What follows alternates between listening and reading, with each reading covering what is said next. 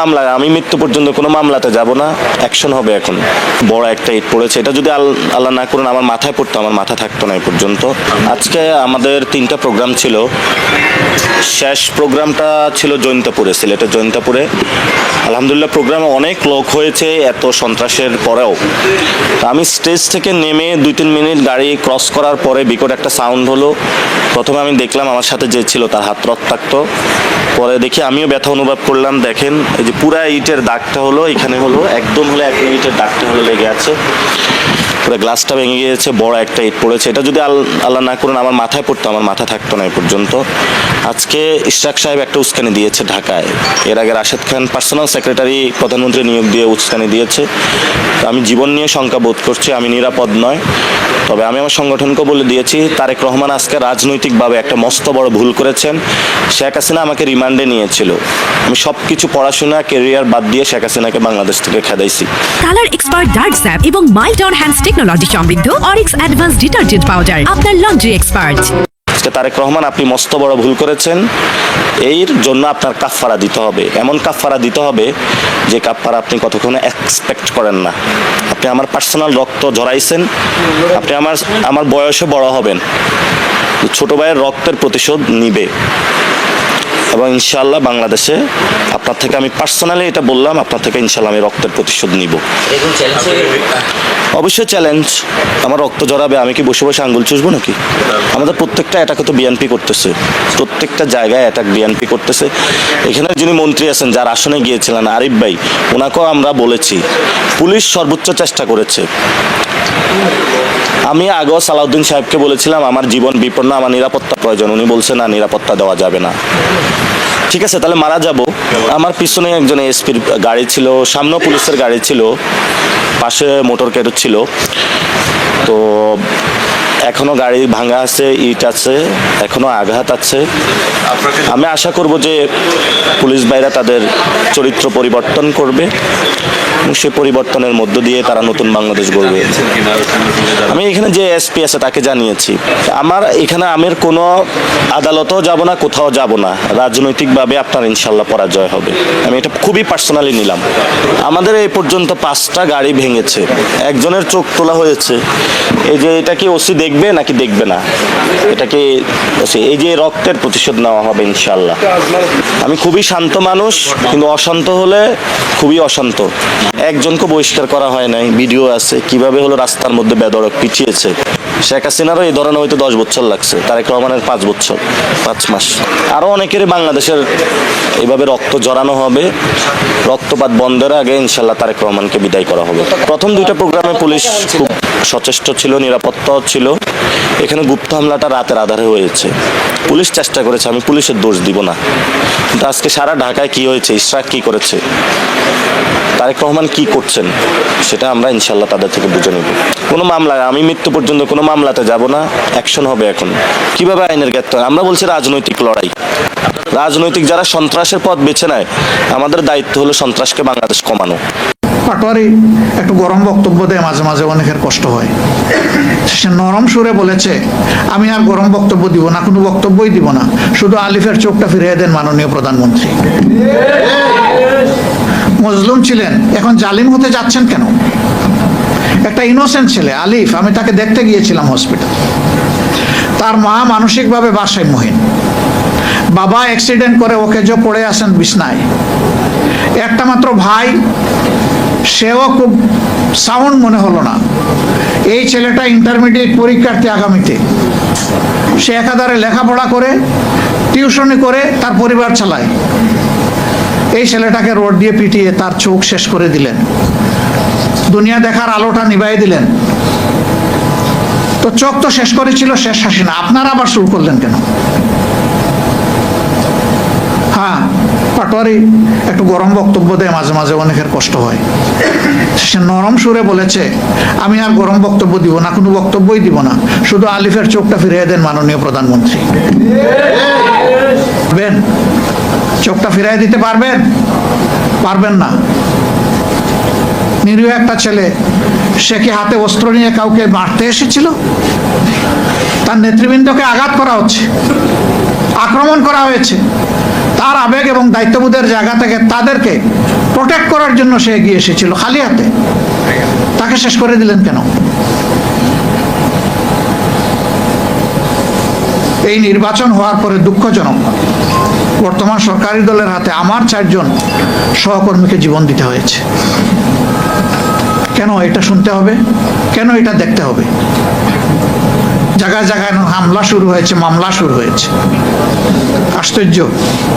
আপনারা মারলেন, মোহ সৃষ্টি করলেন, লোকদেরকে বন্দি করে রাখলেন, চোখটা কেড়ে নিলেন, তারপরে আবার উল্টো তাদের উপরে মামলা দিলেন। কি মামলা?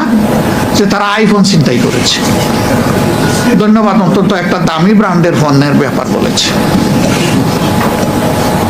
তারা সেখানে আইফোন ছিনতাই করতে গিয়েছিল।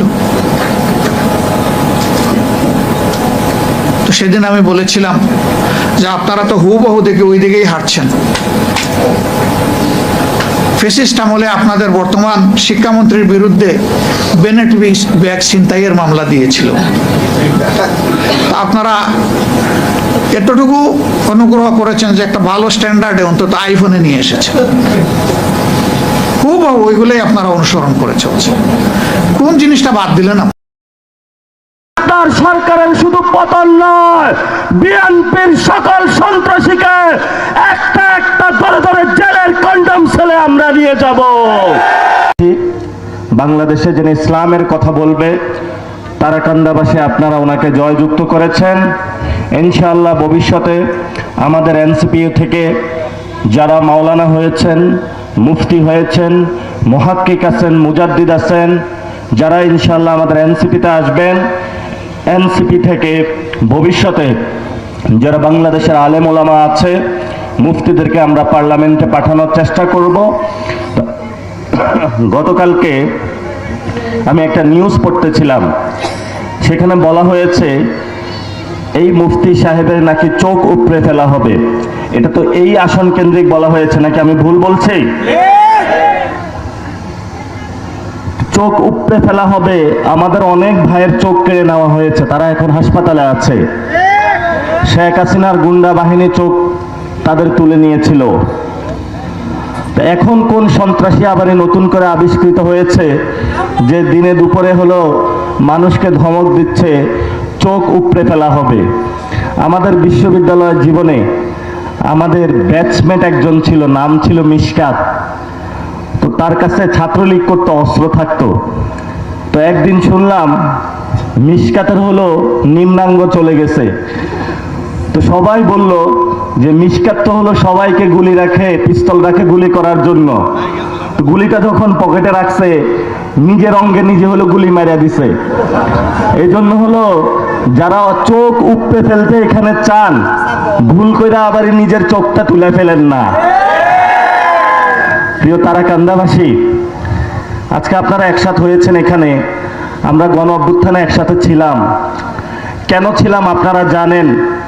আমাদের শহীদ আবু সাইদ ভাই শহীদ হয়েছিল, শহীদ মুগ্ধ, শহীদ ওয়াসিম, মাদ্রাসার কত ভাই শহীদ হয়েছিল, কত নারী, কত হিন্দু, কত মুসলমান শহীদ হয়েছে, যে আমরা একটি সুন্দর বাংলাদেশ দেখব, যে বাংলাদেশে সংস্কার বাস্তবায়ন হবে, যেই বাংলাদেশে কোনো আলেমকে জঙ্গি ট্যাগ দিয়ে আর বাংলাদেশে অত্যাচার করা হবে না, যেই বাংলাদেশে ভারতের দাদাগিরি চলবে না, যেই বাংলাদেশের নদীগুলোতে ভারতের দাদাগিরির কারণে পানি থাকবে না, যেই বাংলাদেশে টেন্ডারবাজি চলবে না, যেই বাংলাদেশে সন্ত্রাস চলবে না, যেই বাংলাদেশে দুর্নীতি চলবে না, যেই বাংলাদেশে বাজার কমিটিগুলোর মধ্যে আওয়ামী লীগ লুকিয়ে থাকবে না, সেই বাংলাদেশের স্বপ্ন দেখে আমরা চেয়েছিলাম নতুনভাবে বাংলাদেশটাকে নেতৃত্ব দেওয়ার জন্য। অনেকে আমাকে উপদেশ দিয়েছিলেন আমাদেরকে যে তোমরা হলো বিপ্লব করো এবং একটা বিপ্লবী সরকার গঠন করো। আজকে আপনাদেরকে দুই একটা কথা বলতে চাই, সেই সময়ে কেন বিপ্লবী সরকার গঠন করা যায়নি। সেই সময় যদি বিপ্লবী সরকার গঠন করা হতো, তাহলে এই বিপ্লবী সরকারের শিলং থেকে উড়ে এসে জুড়ে বসা সালাউদ্দিনও অংশগ্রহণ করত। সেই বিপ্লবী সরকারের মধ্যে সেই নব্য পতিতা শেখ হাসিনার স্বৈরাচারের সাথে যারা নেগোসিয়েশন করে চলেছিল, আতাত করেছিল রাতের আধারে, সেই বিএনপির এই দুমুখো সাপ আমাদের সামনে উন্মোচন আমরা করতে পারতাম না। তারা বিপ্লবী সরকারে অংশ নিয়ে ভারতের সাথে হাত মিলিয়ে বাংলাদেশের যে জনগণের আকাঙ্ক্ষা ভরসার জায়গা সেটা আরো অনেক সমূলে বিনষ্ট করে দিত। বিপ্লবী সরকারের জন্য একটা বিপ্লবী বাহিনীর প্রয়োজন হয়। সেই বিপ্লবী বাহিনী তৈরি করার জন্য আমরা গ্রামে গঞ্জে মাঠপথে সব জায়গায় চষে বেড়াচ্ছি। বিপ্লবী যারা বাহিনী হবে তারা দুর্নীতির সাথে জড়িত হবে না, তারা একজন নারীর পাশে গিয়ে দাঁড়াবে যে মা তোমার কি সমস্যা আমাদের সমাধান করে দিতে চাই। একজন বাবার পাশে গিয়ে দাঁড়াবে, বাবা তোমার কি সমস্যা আমি সমাধান করে দিতে চাই। যিনি বিপ্লবী হবেন উনি বাংলাদেশের কোনো টাকার কাছে কোনো কিছু বিক্রি করবেন না, কোনো পদের কাছে নিজের নিজস্ব যে সত্তা আছে সেটা বিক্রি করবেন না। যদি সেই সময় বিপ্লবী সরকার হতো যাদেরকে সচিব পোস্ট দিয়ে কেনা যায়, আপনারা দেখেছেন রাশেদ খান নামে এরাও বিপ্লবী সরকারের হলো উড়ে এসে জুড়ে বসতো। এই জন্য আমরা জনগণকে দেখানোর চেষ্টা করেছি যে আসল বিপ্লবী কারা। সেই বাহিনী আমরা গঠন না করা পর্যন্ত যদি আমরা সেই সময়কালীন বিপ্লবী সরকার গঠন করতাম, ভারত থেকে এবং পশ্চিমা বিশ্ব থেকে চাপ সৃষ্টি করে বাংলাদেশের জনগণের উপরে জঙ্গি অস্থিতিশীল রাষ্ট্র বানানোর জন্য তারা 1 মাসেই বাংলাদেশকে ব্যর্থ করে দেওয়ার চেষ্টা চালাতো। আমরা সেই ষড়যন্ত্র রুখে দিয়েছিলাম। সেই সময়কালীন আমরা শুনতে পেয়েছিলাম সীমান্তে নাকি ভারতীয় বাহিনী চলে এসেছিল। আমরা সেই সময় শুনতে পেয়েছিলাম যে আওয়ামী লীগের যারা পতিত আছে বিভিন্ন জায়গায় অস্ত্র রেডি করতেছিল। আমরা বলেছিলাম তোমাদের সাথে শক্ত লড়াই হবে, কিন্তু এই লড়াইয়ের আগে অপরকে সমালোচনা করার আগে আমাদের নিজস্ব জায়গায় আমাদেরকে দাঁড়াতে হবে। আপনাদের বুকে হাত দিয়ে বলতে হবে আপনি কি বিপ্লবী সরকারের জন্য প্রস্তুত কিনা, আপনি কি সৎ কিনা, আপনি কি আপনার সন্তানের হক আদায় করেন কিনা, আপনি কি আপনার স্ত্রীর হক আদায় করেন কিনা, আপনি কি আপনার বাপের হক আদায় করেন কিনা, আপনি কি আপনার প্রতিবেশীর হক আদায় করেন কিনা, আপনি কি একজন ব্যবসায়ী ভাইয়ের হক আদায় করেন কিনা। যদি আপনি সকল ক্যাটাগরিতে উত্তীর্ণ হন তখন যাই আপনি বলবেন বিপ্লবী সরকারের কথা। সেই সময়কালীন যেই পরিস্থিতি ছিল, এই পরিস্থিতির সময়ে আমাদের সামনে নব্য একটা বাহিনী আসলো, ডাকাত বাহিনী। আপনারা সবাই রাজপথে ছিলেন, ডাকাতদেরকে প্রতিহত করেছেন এবং সেই সময়কালীন আপনাদের একটা অস্ত্র ছিল, অস্ত্রটা ছিল দুহাত খালি হাত। যেই কথা আল্লাহ তাআলা কোরআনে বলেছিলেন লা তাকনাতু মির রাহমাতিল্লাহ, তোমরা আল্লাহর রহমত থেকে নিরাশ হয়ো না, সেই সময় আপনাদের রহমতের উপরে ভর করে আপনারা রাজপথে নেমে পড়েছিলেন। সেই সময়কালীন আপনাদের কাছে কোনো অস্ত্র ছিল না, AK-47 ছিল না। আওয়ামী লীগের পুলিশ বাহিনীর কাছে বড় বড় অস্ত্র ছিল, বিজিবি নামানো হয়েছিল, ভারত থেকে স্নাইপাররা এসেছিল, আওয়ামী লীগের যারা মেম্বার তারা ছিল, চেয়ারম্যান যারা তারা ছিল, সকল গুন্ডা বাহিনী ছিল। কিন্তু আপনারা এক আল্লাহর উপরে বিশ্বাস করে রাজপথে নেমে পড়েছিলেন। সে আল্লাহু আকবার তাকবীর ধ্বনিত পুরা বাংলাদেশ থেকে শেখ হাসিনাকে ভারতে পলায়ন করতে বাধ্য করেছিলেন। কথা বললে অনেক কথা বলা যায়, কিন্তু সামনের আগামী দিনের লড়াইটা আমাদের কি সেটাই স্পষ্ট হতে হবে। আগামীর দিনের লড়াইটা হলো আমরা বাংলাদেশে রাজনৈতিক ক্ষেত্রে একটা স্থিতিশীলতা চাই, যাতে ভারত রাষ্ট্র বাংলাদেশে হস্তক্ষেপ করতে না পারে। এই জন্য আমরা একটা বৈষম্যহীন বাংলাদেশ প্রথমেই প্রতিষ্ঠা করতে চাই। যে বৈষম্যহীন বাংলাদেশে একজন হিন্দু তার অধিকার নিয়ে কাজ করবে, একজন আলেম তার অধিকার নিয়ে কাজ করবে, একজন শ্রমিক তার অধিকার নিয়ে কাজ করবে, একজন নারী তার অধিকার নিয়ে কাজ করবে। যখন সবার পেটে ভাত থাকবে, সবাই সুষমভাবে সুন্দরভাবে কাজ করতে পারবে, কর্মসংস্থানের জায়গা সৃষ্টি হবে, তখন আমাদের দ্বিতীয় ধাপের যে লড়াই সেটাতে আমরা যেতে পারবো। এই জন্য প্রথম ধাপের লড়াইকে শেষ না করে আপনি যখন দ্বিতীয় ধাপে চলে যাবেন তখন এই কাজটা হয়ে যাবে। ক্লাস 1 থেকে আপনি ঠাস করে উপরে হলো ম্যাট্রিক পাস করে ফেলছেন, আপনার কোনো ফাউন্ডেশন হয় নাই। পরবর্তীতে আপনাকে যদি মিডিয়ায় জিজ্ঞেস করো যে আমি হলো A+ পেয়েছি, এটার ইংলিশ কি, তখন আপনি বলতে পারবেন না। সেই কারণে আমরা রাষ্ট্রকে আগে গঠন করতে চাই। এই গাঠনিক প্রক্রিয়া আমাদের কতগুলো কর্তব্য শেষ করা প্রয়োজন। সেই কর্তব্যের জন্য প্রথমত আমরা একটা কনসেনসাস কমিশন বানিয়েছিলাম। এই সংস্কার সভাতে সকল দল অংশগ্রহণ করেছিল। ঐক্যবদ্ধভাবে আমরা বলেছিলাম বাংলাদেশে সংস্কার বাস্তবায়ন করব। এই সংস্কার বাস্তবায়ন করার জন্য প্রথমে আমরা বিএনপির ভাইদের থেকে বাধা পাইলাম, তখন আমরা আপনাদের কাছে গিয়েছিলাম যে জনগণের কাছে যাই, জনগণ যে রায় সেটা আমরা মাথা পেতে নিব। জনগণ যদি বলে সংস্কারের প্রয়োজন নাই, তাহলে আমরা সংস্কার বাংলাদেশে প্রয়োজন দরকার নাই। জনগণ যদি বলে সংস্কার আছে, তাহলে বাংলাদেশে সংস্কার বাস্তবায়ন করতে হবে। এই ভিত্তিতে বাংলাদেশে একটা নির্বাচন হলো। নির্বাচনে আপনারা 2টা ভোট দিয়েছেন। প্রথম যে ভোট সেটা হলো জনপ্রতিনিধি নির্বাচনের। আমরা বাংলাদেশে আওয়াজ তুললাম, জনপ্রতিনিধি নির্বাচিত যিনি হবেন উনি সৎ মানুষ হতে হবে, উনি ঋণ খেলাপি হইতে পারবে না, চাঁদাবাজ হইতে পারবে না, টেন্ডারবাজ হইতে পারবে না, আওয়ামী লীগের ব্যবসায়িক কোনো গুন্ডা পান্ডা হইতে পারবে না। কিন্তু সেখানেও আমাদের সাথে বিশ্বাসঘাতকতা বলল বিএনপির ভাইয়েরা।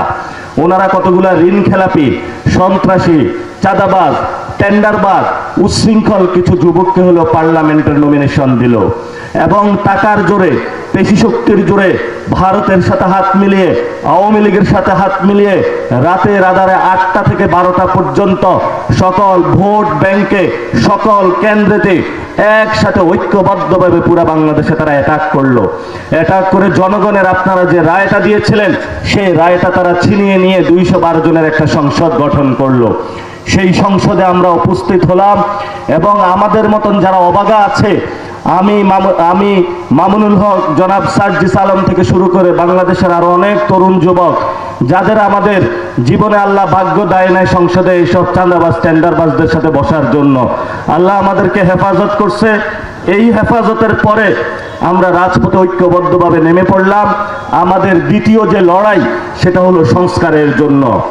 এই সংস্কারের জন্য আমরা যে লড়াইটা রাজপথে শুরু করলাম, প্রথমে বিএনপির ভাইরা বলল যে ইলেকশন হয়ে গিয়েছে, ভোটের জন্য আগে বলেছি যে বাংলাদেশে সংস্কার হবে, মানুষ এখন কি চায় সেটা আমাদের দরকার নাই, এখন সংস্কারের দরকার নাই, বাংলাদেশে কোনো পরিবর্তনের দরকার নাই। আমাদের যেখানে ইচ্ছা সেখানে আমরা চাঁদার হাট বসাবো, যেখানে ইচ্ছা কোনো সন্ত্রাসীকে যদি ইলেকশনে হারে তাহলে ময়মনসিংহ হলো উন্নয়ন কর্তৃপক্ষ নিয়ে তাকে বসিয়ে দিব। যদি কেউ নির্বাচনে হারে ওই সন্ত্রাসীকে আমরা মেয়র বানিয়ে দিব। যদি কেউ নির্বাচনে হারে ওই সন্ত্রাসীকে আমরা জেলা প্রশাসক বানিয়ে দিব। সারা বাংলাদেশের সকল জায়গা তারা নিজেদের এভাবে দখল করে নিল। পরবর্তীতে আমরা চিন্তা করলাম তাহলে মসজিদ কমিটির কি অবস্থা। দেখলাম সমাজের সবচেয়ে যিনি খারাপ লোক তাকে মসজিদ কমিটি নিয়ে বসালো। সমাজের সবচেয়ে যিনি খারাপ লোক তাকে স্কুল কমিটি নিয়ে বসালো। ওই যেই ব্যক্তিটা বসালো তার সন্তান এসে বাবাকে প্রশ্ন করে যে বাবা আমি তো স্কুলে যাই, কোনো কিছু তো শিখায় না। বলে বাবা তুমি শিখবা, তুমি যদি না শিখতে পারো তোমাকে বিদেশে পাঠানোর ব্যবস্থা করতেছি। বলতেছে বাবা তোমার বেতন হলো 30,000 টাকা, তুমি ছোট একটা দোকান দাও, ঠিক আছে তুমি বিএনপির রাজনীতি করো, তুমি এত টাকা কই পাবা? কইব ওইটা তোমার বুঝার দরকার নাই, টাকা ইনকাম করার অনেক সিস্টেম আছে। ছেলে জিজ্ঞেস করে কি কি ইনকাম?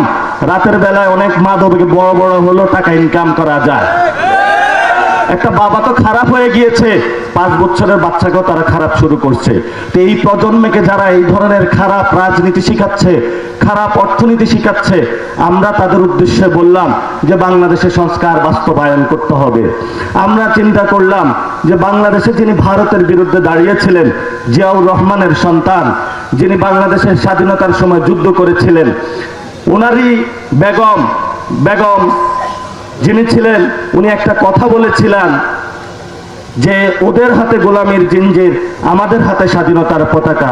যেহেতু স্বামী স্ত্রী দুইজনে বাংলাদেশের পক্ষের লোক, ভারত বিরোধিতার লোক, তা আমরা চিন্তা করলাম ওনার যে সন্তান উনিও বাংলাদেশের পক্ষে হবে। উনি বাংলাদেশের মানুষের কাছে কমিটমেন্ট দিয়েছে যে আমরা সংস্কার বাস্তবায়ন করব। 70% মানুষ ভোট দিয়েছে। উনি যে আমাদের সাথে এই ধরনের পুরো বাংলাদেশের মানুষের সাথে প্রতারণা করবে এটা আমরা জীবনেও চিন্তা করি নাই। আমরা চিন্তা করেছিলাম বাংলাদেশের মানুষ পাইবে হীরার টুকরা, বাংলাদেশের মানুষ পাইল কি গোলা আলু। যে গোলা আলু একবার ভারতের সাথে মিলা যায়, একবার চায়নার সাথে মিলা যায়, একবার হলো টুকপুর মতন যারা আমাদেরকে খুন করেছিল তাদের সাথে মিলা যায়, একবার আওয়ামী লীগের সাথে মিলা যায়। আমরা এই গোলা আলুর প্রতি আবেদন রাখতে চাই, প্রিয় গোলা আলু ভাই,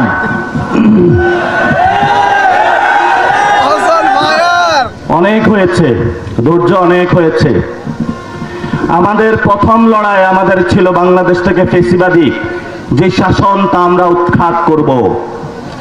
দ্বিতীয় লড়াই ছিল এই ফেসিবাদী যে শাসনতন্ত্র রয়েছে সেই শাসন প্রক্রিয়াকে সংস্কার করে আবু সাইদের নতুন বাংলাদেশ আমরা তৈরি করব। শহীদ মুগ্ধর যে নতুন বাংলাদেশ সেই বাংলাদেশ আমরা তৈরি করব।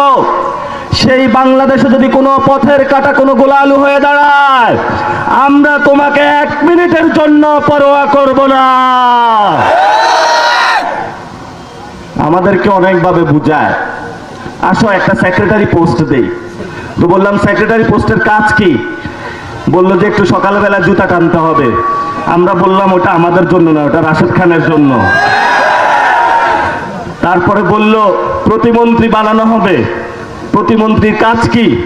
বলল প্রতিমন্ত্রীর কাজ হলো প্রত্যেক দিন বাংলাদেশের মানুষের প্রতি গাদ্দারি করতে হবে, সকালবেলায় উঠে বাংলাদেশের মানুষকে গালি দিতে হবে, বিকালবেলায় বাংলাদেশের মানুষকে গালি দিতে হবে, এবং যে গণ অভ্যুত্থান সেই গণ অভ্যুত্থানের বিরুদ্ধে বলতে হবে। আমরা বললাম ওইটা আমাদের জন্য না, ওটা জুনায়েদ সাকির জন্য। বাংলাদেশে এই ধরনের উৎকৃষ্ট বামদের আর কোনো সুযোগ নাই। তুমি যদি সোশ্যাল ডেমোক্রেসি করো, বামপন্থা করো, সেই বামপন্থায় তুমি বাংলাদেশের ঘরে ঘরে যাও। তোমার এখানে যদি কার্লস, এঙ্গেলস, লেনিনের রাজনীতি করতে চাও, তাহলে তারা কিভাবে জনগণের কাছে গিয়েছে? তারা এই ধরনের কোনো এস্টাবলিশমেন্টে প্রতিমন্ত্রীর লোভে মানুষের সাথে কখনো গাদ্দারি করে নাই। এই জন্য আমরা যারা টকশোতে উপস্থিত হয়, সিনিয়র সাংবাদিক, আরো যে তাদের কত উপাধি, এই ধরনের উপাধি বাসদের উদ্দেশ্যে আমরা বলবো যে তারেক রহমানের বগল চিপায় অনেকদিন থাইকা আপনাদের রক্ষা আপনারা করতে পারবেন না। এখানে অনেক ডিসি ছিল, এখানে অনেক এমপি ছিল। জনতা যখন পার্লামেন্টের দিকে গিয়েছে, কেউ হলো ভারতে পালিয়েছে, কেউ হলো গাছতলায় আশ্রয় নিয়েছে, কেউ হলো ক্যান্টনমেন্টে আশ্রয় নিয়েছে, তখন ওবায়দুল কাদের বলেছিল আওয়ামী লীগ যদি ক্ষমতা থেকে চলে যায় আওয়ামী লীগের নাকি 5 লক্ষ লোক মারা যাবে। আমরা বললাম আমরা কোনো গণহত্যায় বিশ্বাসী নয়, আমাদের 1400 ভাইকে হারিয়েছি, আমরা হলাম বিচারে বিশ্বাসী। আমরা বিচারালয়ে ছুটে গেলাম, সেই বিচারালয়ে সংস্কারের জন্য বিচার বিভাগের আলাদা একটা সেক্রেটারিয়েট কমিটি গঠন করলো। তারেক রহমান বলল আওয়ামী লীগ আমাকে যথেষ্ট ভোট দিয়েছে, আমি বিচারে বিশ্বাসী না, সেক্রেটারিয়েট বাতিল করো, বাংলাদেশে আমি প্রধানমন্ত্রী, যেই জাজ হবে বিচার নামে কোনো সংবিধান দেখার দরকার নাই, আমি তারেক রহমান ফ্যাসিজমের নতুন শাসক, আমি যা বলবো বাংলাদেশে সেটাই রায় হবে। প্রিয় তারেক রহমান, যদি আপনি রায় দিতে চান, আমাদের ভাইদেরকে আমরা হারিয়েছি, যদি আমাদের খুনিদেরকে আপনি রক্ষা করার চেষ্টা চালান, যদি বাংলাদেশের সংস্কারের বিরুদ্ধে দাঁড়ান, তাহলে আপনার সরকারের শুধু পতন নয়, বিএনপির সকল সন্ত্রাসীকে একটা একটা ধরে ধরে জেলের কন্ডম সেলে আমরা নিয়ে যাব। কাকে ভয় দেখান আপনারা? ভয় দেখায় লাভ নাই আমাদের। যদি বাংলাদেশে পরিবর্তন করতে হয়, আমরা পরিবর্তনের যাত্রাতে নেমেছি। এই পরিবর্তনের স্বপ্ন আমাদেরকে গুলির মুখে দাঁড়িয়ে শহীদ উসমান হাদি বলে গিয়েছিলেন, জানটা দিব জুলাই দিব না। বাংলার মানুষ বলেছিল ওই পাগলে কি বলে, পাগল সত্যি জীবন দিয়ে গেছে, 18 কোটি মানুষকে মুক্ত করে দিয়ে গিয়েছে। আপনারা শহীদ উসমান হাদির সেই গুলিবিদ্ধ লাশ দেখেছিলেন, স্মরণে আছে? তার অপরাধ কি ছিল? উনি বলেছিল আমরা হাসিনার সাথে কোনো আপোষ করব না, নতুন কেউ ফেসিবাদী হইলে তার সাথে আপোষ করব না, ভারতের মোদির সাথে কোনো আপোষ করব না। ওনার কি এই বলাটা অপরাধ ছিল? যদি উসমান হাদির এই কথা অপরাধ হয়ে থাকে, বাংলাদেশের কোটি লোক উসমান হাদির পথে শহীদ হতে প্রস্তুত আছে। আমরা আপনাদেরকে বলতে চাই, আমরা খুবই শান্তশিষ্ট মানুষ, কথাও আসতে বলি। পাঞ্জাবি পরেছি, এটা দেখা মনে করবেন না যে অস্ত্র 2টা নিয়ে আসছি, ওদেরকে ধমক দিলে ওরা পালাবে। আমরা 4 তারিখও মোকাবেলা করে এসছি, 4 তারিখ রাতে ছোট্ট একটা স্টোরি বলি। চিন্তা হলো সকালবেলায় ক্যান্টনমেন্ট থেকে নাকি ট্যাঙ্ক আসবে।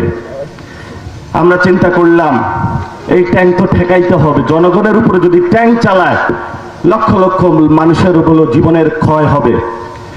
আমরা 5000 ছেলেকে প্রস্তুত করলাম। ওই জানবাদ ছেলেরা সেই দিন বলেছিল শেখ হাসিনার কোন ট্যাঙ্কে আমাদেরকে প্রধানত করতে পারবো না, জীবন দিব তবে শেখ হাসিনাকে বাংলাদেশ থেকে পালাতে বাধ্য করবে। ওই 5000 রক্তের উপরে দাঁড়িয়েই কিন্তু সেই দিন শেখ হাসিনা ভারতে পালিয়েছিল। ওই 5000 মানুষের যাদের রক্ত আজও শরীরে আছে, তৎকালীন সময়ে আমরা 5000 ছিলাম, এখন আমাদের 5000 সংখ্যা ছাড়িয়ে বাংলাদেশের প্রত্যেকটা অলিগলিতে শহীদ উসমান হাদির সন্তানেরা জন্মগ্রহণ করেছে। 1 হাদি চলে গিয়েছে, লক্ষ হাদি প্রস্তুত হয়েছে। বাংলাদেশের সংস্কার, আওয়ামী লীগের বিচার যদি না হয়, আমরা তারেক রহমানের গদিতে আগুন জ্বালিয়ে দিব ইনশাআল্লাহ। কোনো কম্প্রোমাইজ হবে না, কথা খুবই স্পষ্ট। ভালো আছেন, ভালো থাকেন, আমরাও ভালো থাকি, কোনো গ্যাঞ্জাম নাই আপনার সাথে, কোনো সমস্যা নাই। তবে জনগণের সংস্কার আপনাকে বাস্তবায়ন করতে হবে, আওয়ামী লীগের বিচার করতে হবে। যদি আমরা এই 2টা কাজ বুঝিয়া না পাই, তাহলে আমরা কি করব সেটা তো আপনারও ভালো করে জানা আছে। যেই ভয়ে লন্ডনে পালায়া ছিলেন, নির্বাচনের আগে তো নয়, শুধু 5 তারিখের পরেও তারেক রহমান কি বাংলাদেশে এসেছে? আসে নাই। ওনার এখন তারেক রহমানের মাথা খারাপ হয়েছে দাঁড়ে টুপি দেখলে। শেখ হাসিনার এই ধরনের রোগ ছিল। এই যে মির্জা ফখরুল নাকি সে রাষ্ট্রপতির কথা উঠেছে, সে একটা ইসলাম ফোবিক লোক, ছাত্র ইউনিয়ন করেছে, আবার এ নিজে স্বীকারও করেছে আমি চীনপন্থী রাজনীতি করি। উনাকে সবাই ভালো বলে। উনি যদি ভালো হয়ে থাকে, তাহলে যেইখানে হলে কোনো পরাজিত প্রার্থী হয়েছে, যেইখানে মানুষ যাকে ভোটে রিজেক্ট করেছে যে ওই শালা হলো সন্ত্রাসী, সেই সব শালাকে নিয়ে হলে তিনি প্রশাসনে বসিয়েছেন। কিভাবে মির্জা ফখরুল উনি ভালো লোক হইতে পারে? এটা আমরা জনগণের কাছে প্রশ্ন রাখতে চাই। আমরা আপনাদের ভালোই ভালোই বলতেছি, জনগণ এখন ওত পেতে আছে। আমরা সংসদে এটা সমাধান চেয়েছিলাম, বলেছিলাম সবাই একসাথে বসি সমাধান করি। তারা বলল না, সংসদে সমাধানের কোনো কিছু দরকার নাই। তা আমরা ঠিক আছে রাজপথে নামতেছি। আমরা পার্লামেন্টের সামনে যদি জামায়াত ইসলামও না দাঁড়ায়, যদি এনসিপিও না দাঁড়ায়, আমি নাসিরউদ্দিন লক্ষ তরুণকে নিয়ে পার্লামেন্টের সামনে উপস্থিত হব। হয়তো সংস্কার না হলে এই পার্লামেন্ট বেঞ্চুরে আমরা পতন করে দিব তারেক রহমানকে। দেখি ওই দিন কার সাহস আছে। হয়তো আমাদের ওই দিন মৃত্যু হবে, না হলে আমরা যেই দিন সংসদের সামনে যাব সেই দিনই বাংলাদেশে সংস্কার এবং বিচার বাস্তবায়ন হবে, না হলে তারেক রহমান বাংলাদেশে থাকবে না। এই প্রতিশ্রুতি নিয়ে আপনারা সবাই ঘরে ঘরে দুর্গ গড়ে তোলেন। যখন এই ডাক আসবে, ট্রাক, রিক্সা, ভ্যান, বাস, যেভাবেই হোক আপনারা ঢাকায় সবাই উপস্থিত হবেন। আপনার ভাইয়ের বিচারের জন্য সবাই হাত তুলে আজকে শপথ করি, আমরা আমাদের ভাইয়ের বিচার ছাড়ব না। আমরা শহীদ উসমান হাদি ভাইয়ের হত্যাকাণ্ডের বিচার না দেখা পর্যন্ত আমাদের কোনো আজাদির ঘুম নাই। আমরা বাংলাদেশে সংস্কার বাস্তবায়ন পর্যন্ত আমাদের কোনো রেস্ট নাই। সবাই প্রস্তুত আছেন? আগামী স্থানীয় একটা নির্বাচন আসতেছে। সব উপজেলা প্রশাসন, মেয়র এবং চেয়ারম্যান বিভিন্ন জায়গায় হলো বিএনপি দখল দেওয়া শুরু করেছে মির্জা ফখরুলের নেতৃত্বে। যেখানেই একটা নষ্ট মাল পরাজিত হয়েছে, সেই নষ্ট মালকে উনি মেয়র বানিয়েছেন। এই নষ্ট মালদের হোতা মির্জা ফখরুল, ওনাকে আমরা স্থানীয় নির্বাচনে একটু সাইজ করতে চাই। যদি সাইজ করতে হয়, আমরা তো আর ঢাল তলোয়ার নিয়ে নামি নাই, আমরা ভোটে এদেরকে সাইজ করব। স্থানীয় নির্বাচনে আমরা এখানে এনসিপির পক্ষ থেকে একজন প্রার্থী দিয়েছি। আমি আগে আপনাদেরকে উদ্দেশ্য করে বলতে চাই, এই ভাই এই তারাকান্দাকে কেউ বলতে পারবেন এখানে উনি চাঁদাবাজি, সন্ত্রাস বা দুর্নীতি করেছে? একজন দাঁড়িয়ে বলবেন? যদি না করে থাকে তাহলে সেই সততা এবং সক্ষমতার উপরে বিশ্বাস করে ইঞ্জিনিয়ার শহীদুল ইসলামকে আপনারা এই সব যারা জুলাইয়ের সাথে গাদ্দারি করেছে, প্রতারণা করেছে, আবু সাইদের রক্তের উপরে দাঁড়িয়ে আপনাদেরকে বৃদ্ধাঙ্গুলি দেখিয়েছে, যারা সন্ত্রাসের রাজত্ব কায়েম করেছে, তাদের গতিতে আগুন জ্বালানোর জন্য ইঞ্জিনিয়ার শহীদুল ইসলামকে উপজেলা নির্বাচনে জয়যুক্ত করবেন। যদি এই ভাই ইলেকশন পর্যন্ত কোনো অপরাধ করে, আমরা আপনাদেরকে প্রতিশ্রুতি দিচ্ছি আমরা এই ভাইয়ের প্রার্থীটা ক্যান্সেল করব। ইলেকশনের পরে যদি ওনাকে খুঁজে না পাওয়া যায় আমাদের কাছে উপস্থিত হবেন, আমরা শহীদুল ভাইকে আপনাদের সামনে উপস্থিত করব। যেই জনগণ আপনাকে ভোট দিয়েছে সেই জনগণের সাথেই আপনার মৃত্যু হতে হবে, এই জনগণের সাথেই আপনার থাকতে হবে। যেইভাবে নির্বাচনের আগে আপনি জনগণের কাছে গিয়েছেন, আজকে থেকেই আপনাকে হযরত খলিফা ওমরের মতো রাদিয়াল্লাহু তাআলা আনহু প্রত্যেকটা ঘরে ঘরে গিয়ে মাকে জিজ্ঞাসা করবেন, মা তোমার কোনো সমস্যা আছে কিনা, বাবাকে জিজ্ঞেস করবেন, বাবা তোমার কোনো সমস্যা আছে কিনা। যদি আপনি মানুষের মন জয় করতেই পারেন তাহলে এই জনগণ আজকে আপনার জন্য এসেছে। এই জনগণের আমানত রক্ষার দায়িত্ব আপনার কাছে। আমি বলবো আপনি কোনো শোডাউন দিবেন না, নীরবে নিবৃত্ত প্রত্যেকটা ঘরে চলে যান। আমাদের শহীদ ওসমান হাদি ভাইয়ের এখনো আজাদির স্বপ্ন বাকি আছে। আমরা নির্বাচন করতে আসি নাই, আমরা স্বপ্ন নিয়ে আছি সে বাংলাদেশকে পরিবর্তন করার জন্য। এই স্বপ্ন সারথি অনেক কমিটমেন্টের জায়গায় আশা ভরসা করে আলেম ওলামা নারীদের বিশ্বাসের জায়গায় আজকে আপনার কাঁধে একটা এখানে দায়িত্ব তুলে গিয়ে গেলাম। আশা করি যে আপনি সুন্দর করে দায়িত্বটা পালন করবেন, জনগণ আপনাকে নির্বাচনে বিপুল ভোটে জয়যুক্ত করবে ইনশাআল্লাহ। আপনি শহীদ ওসমান হাদি, শহীদ মুগ্ধ, ওয়াসিম যারা রয়েছে প্রত্যেকে রক্তর কসম করে জনগণের পক্ষে আজ থেকেই নেমে পড়বেন। আল্লাহ ভাইয়ের জন্য দোয়া রইল, আপনারাও দোয়া করবেন এবং এখানে যিনি এমপি সাহেব রয়েছেন ওনার জন্য দোয়া করবেন, ওনার পাশে আপনারা থাকবেন। যদি এখানে ওনার চোখ তোলা হয় তাহলে বাংলাদেশে এই নেত্রকোনার থেকে শুরু করে জামালপুর, ময়মনসিংহের যতগুলা জেলা আছে এখান থেকে আপনারা বিজয় যাত্রা শুরু করবেন তারেক রহমানের পতনের জন্য। মুফতি সাহেব আপনি একা না, আপনার সাথে হাজারো জনতা আছে, ওদেরকে